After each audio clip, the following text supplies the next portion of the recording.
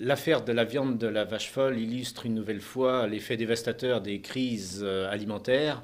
Alors dans cette crise-là, dans cette affaire, il semble qu'on est plutôt face à une tromperie d'entreprise, à une fraude, plutôt qu'à un problème de vraie traçabilité. Donc on sera toujours sujet, effectivement, dans n'importe quel secteur, à des gens qui fraudent. Donc la traçabilité n'est pas forcément tout le temps, effectivement, un élément de sécurité totale. Il y a toujours des acteurs qui, effectivement, essayent de passer à travers les mailles du filet. Alors, il n'en demeure pas moins qu'on se pose effectivement l'origine de certains aliments, notamment dans les industries qui transforment, qui élaborent des produits. C'est là que se situe le problème. C'est-à-dire que quand le produit est élaboré, on oublie souvent la matière première qui a été mise à l'intérieur. Et c'est certainement là qu'il faudrait faire des efforts.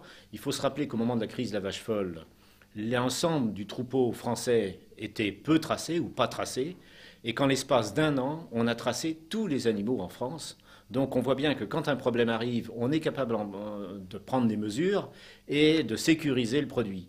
Donc la question qu'on se pose, c'est quand est-ce que les industries de la transformation alimentaire vont mettre en place le même niveau de sécurité que les éleveurs ont mis en place au moment de la crise de la vache folle. C'est ce qu'on peut un petit peu souhaiter derrière cette crise. Plus de transparence, plus de traçabilité, et c'est ce que demandent les consommateurs, et c'est aussi ce que demandent aussi les agriculteurs. Ça permettrait effectivement certainement de mieux valoriser leur travail.